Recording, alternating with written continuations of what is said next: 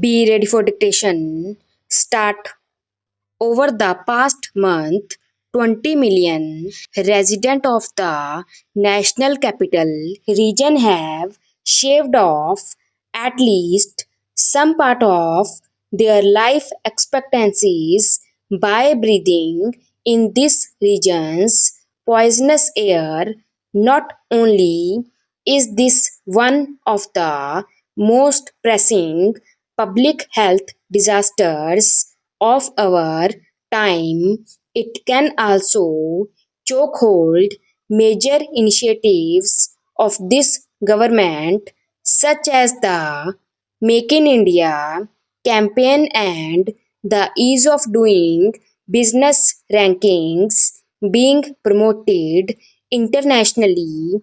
Which rational international player would want to put his or her health in risk to come to the most polluted place on earth to do business? Air quality index measures the concentration of fine particulate matter in the air.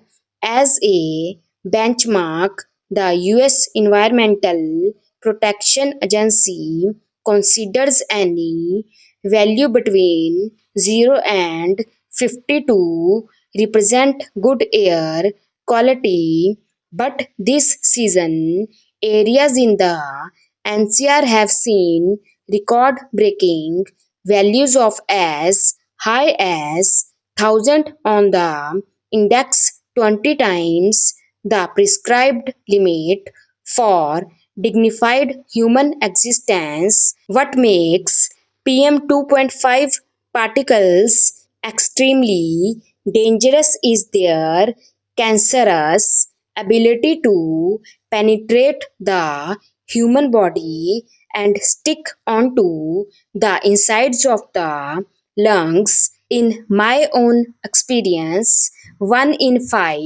people at my company in Gurgaon have reported sick within a week alone. My child's school had to be closed as a precaution when it did reopen. The setting of mask clad children in smoke made the school seem less like a place of study. As a parent, I feel awful that my child has to breathe this air because I made Delhi my home.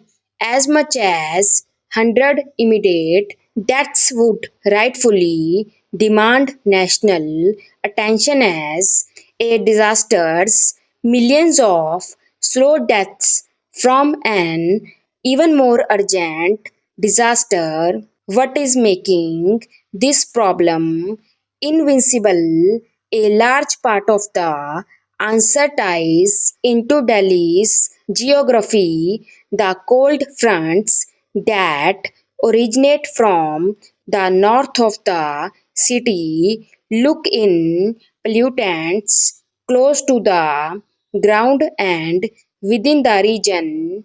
Lack of wind speed and low temperatures stagnate and solidify the pollutants that intensifies their effect.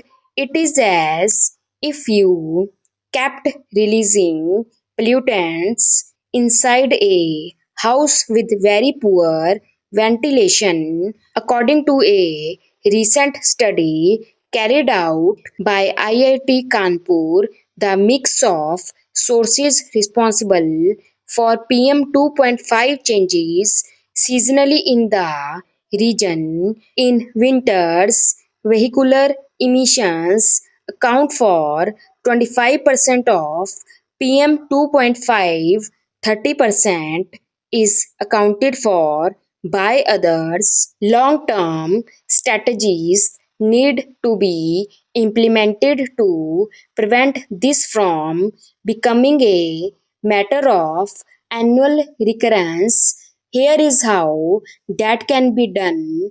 First, by the creation and institutionalization of independent task force not directly answerable to either Delhi or central governments. Such a task force should be singularly responsible for and have the authority to enforce measures to manage air pollution in the region.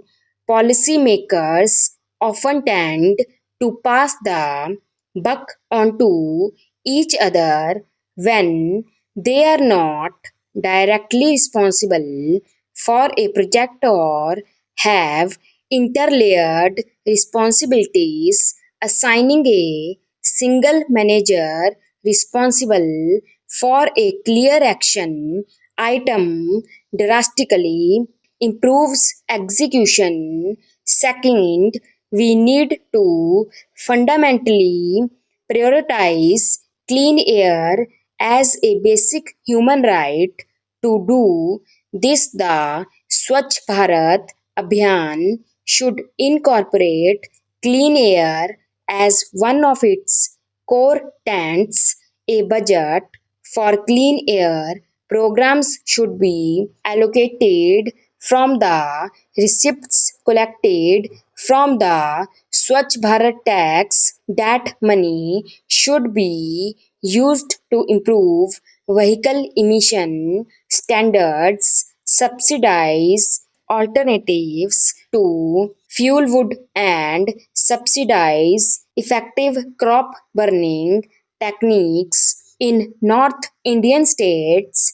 Third, increase the renewable purchase obligations of power as well as of state-run distribution companies in and around Delhi and Haryana. Such increases in obligations combined with the growth of renewable energy sources will phase out dependence on coal in the region.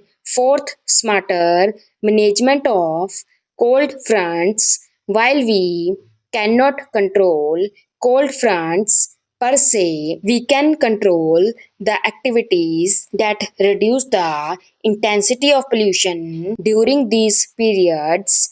Reduction in construction activity, odd even, for example, during the winters, can reduce the concentration on PM 2.5. Newspapers from around the world, from the Washington Post, Wall Street Journal, and the New York Times to the Korean Herald and the Daily Mail, have taken notice and highlighted the severity of the problem here in India. Thousands of citizens on Twitter have shared as many dreadful visuals of the reality of the pollution and trended Delhi smog on the social media website for days. The negative publicity has certainly dulled our ability to attract foreign investment. Foreigners, non-resident Indians, and out-of-state Indian talent to the region. This crisis imposes costs on society as a whole as well on the progressive policies that we hope will deliver to us a better economic future. At the base level, the state needs to provide the most basic of human rights, clean air to breathe. Without this, the economic development vision will not have much meaning to the people of the country. The state should make clear policy in this regard to safeguard the health of the people at the earliest possible time. Stop.